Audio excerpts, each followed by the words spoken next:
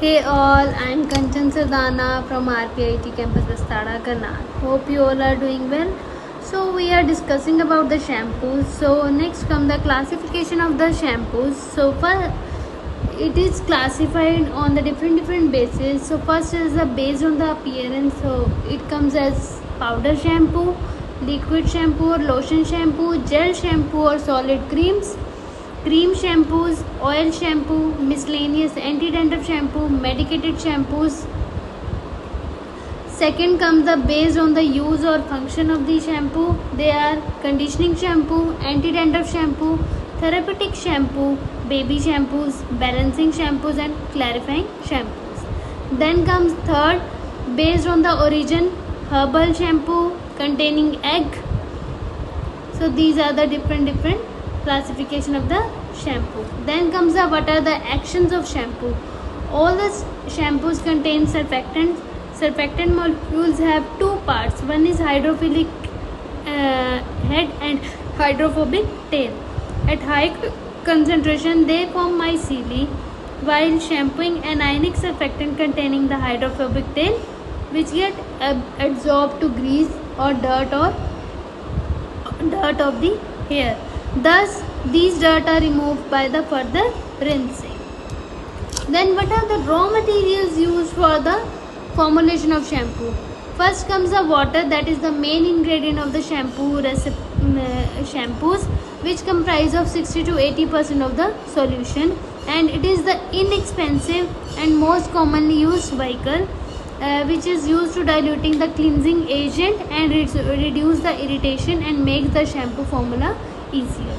Then surfactant, which are also main ingredient of the shampoos, which are the compound that lower the interfacial tension or surface tension between the liquid, and surfactants act as detergent, wetting agent, emulsifiers, foaming agent and dispersants. Then foam boosters and stabilizers are added. These are used to increase the foam capacity of the shampoos. That is, example is diethylamide, which is used as foam booster or viscosity builder.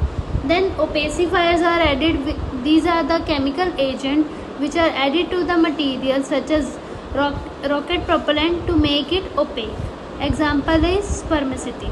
Then we add clarifying agent to make clear by removing the impurities or solid matter by heating gently or by filtering. Example are ethanol and propanol.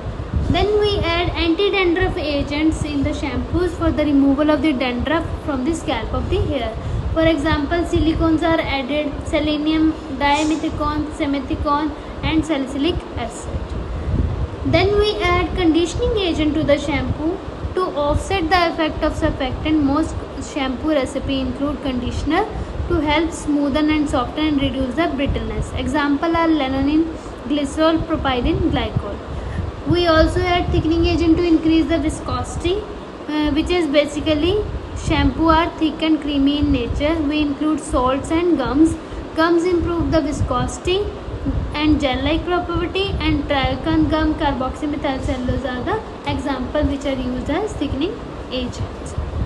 We also add chelating agent, that is EDTA, so as to prevent the complexation with the different ions. Then we add perfumes, fruit fragrances in the shampoos. We add color. Different colors are used. For example, strawberry, pineapple. Other examples are of the colors are also there, which are used to color the shampoos. And lastly, we add preservative.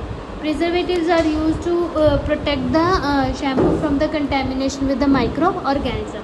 For this reason, it is essential to include the preservative to the shampoo, which also increases the stability of the shampoo for the longer period of the time.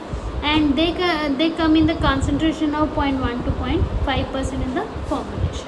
So these are the different raw materials used in the formulation of suspension and the classification of shampoos. Thank you.